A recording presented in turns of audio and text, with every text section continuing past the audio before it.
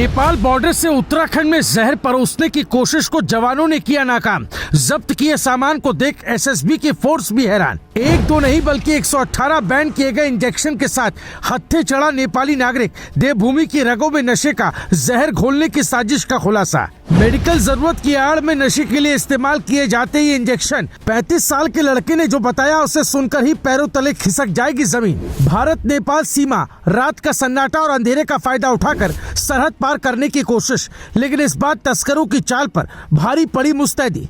उत्तराखंड के सीमावर्ती इलाके बनबसा में एक बार फिर सशस्त्र सीमा बल ने नशे के कारोबार पर करारा वार किया। भारत नेपाल सीमा पर स्थित बनबसा बॉर्डर से एक बड़ी तस्करी की कोशिश नाकाम कर दी गई। सशस्त्र सीमा बल यानी एसएसबी के जवानों ने 118 प्रतिबंधित इंजेक्शन के साथ एक नेपाली नागरिक को धर दबोचा। ये इंजेक्शन भारत से नेपाल लाए जा रहे थे, जहां इनकी कालाबाजारी की जानी थी। सूत्रों के मुताबिक धनुष पुल के नजदीक बंगाली बस्ती चौकी क्षेत्र में रात के समय एसएसबी की टीम नियमित गश्त पर थी। तभी केनाल कॉलोनी की दिशा से आता इस संदिग्ध व्यक्ति जवानों की नजर में आया।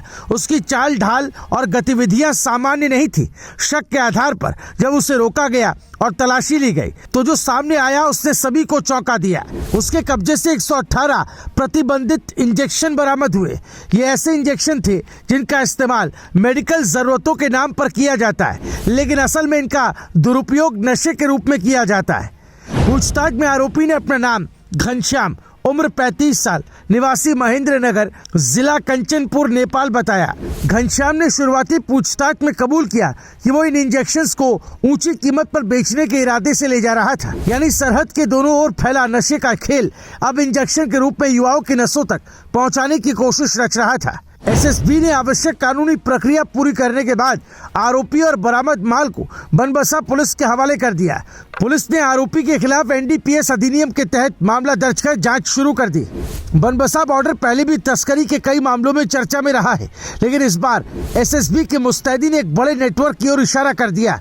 सवाल ये है कि क्या घनश्याम सिर्फ एक छोटा खिलाड़ी या फिर उसके पीछे कोई बड़ा सिंडिकेट काम कर रहा है। ये पहली बार नहीं जब एसएसबी ने बनबसा बॉर्डर पर नशे की तस्करी को नाकाम किया। पिछले कुछ महीनों में कई बार जवानों ने प्रतिबंधित दवाइयों, नशीले पदार्थों और संदिग्ध गतिविधियों को रोकने में सफलता पाई है।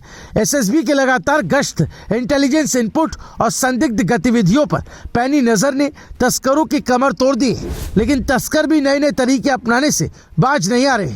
रात का अंधेरा, सुनसान रास्ते, छोटे रास्तों से पार करने की कोशिश और अब मेडिकल इंजेक्शंस के जरिए नशे का कारोबार, ये बताता है कि ड्रग माफिया कितने शातिर और संगठित हो चुके हैं। इन इंजेक्शंस का सीधा असर युवाओं पर पड़ता है। कई बार मेडिकल स्टोर से अवैध रूप से खरीदे गए इंजेक्शन नशे के आदी लोगों तक पहुंच जाते हैं। सस्ती कीमत और तेज असर के कारण ये इंजेक्शन तेजी से लोकप्रिय हो रहे हैं। विशेषज्ञ चेतावनी दे रहे हैं कि इंजेक्शन आधारित नशा ज्यादा खतरनाक है।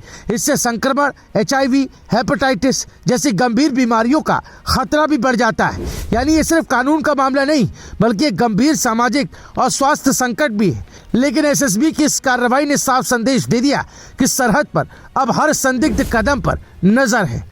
नशे के सौदागर चाहे कितनी भी चालें चलें, कानून का शिकंजा कसता जा रहा है। क्या 118 इंजेक्शन सिर्फ एक छोटी खेप थी या किसी बड़े नेटवर्क की झलक?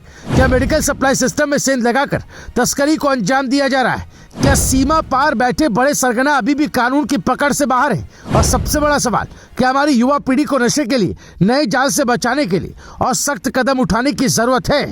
ये खबर सिर्फ एक गिरफ्तारी की नहीं, ये उस जंग की कहानी है जो सरहद पर हर दिन लड़ी जा रही है। ये जंग है नशे के खिलाफ, ये जंग है युवाओं के भविष्य के लिए, और ये जंग है उस नेटवर्क के खिलाफ जो चुपचाप समाज की जड़ों को खोखला कर रहा है। अगर आपको लगता है कि ऐसी खबरें हर नागरिक तक पहुंचनी चाहिए, अगर आप चाहते हैं कि नशे के खिलाफ ये मुहिम और मजबूत हो, तो अभी इस वीडियो को लाइक करें, अपने दोस्तों और परिवार के साथ शेयर करें। इस मुद्दे पर अपनी राय कमेंट में जरूर लिखें और ऐसे ही एक्सक्लूसिव और दमदार खुलासों के लिए हमारे चैनल रायशुमारी को सब्सक्राइब करना बिल्कुल ना भूलें। Bureau report, रायशुमारी।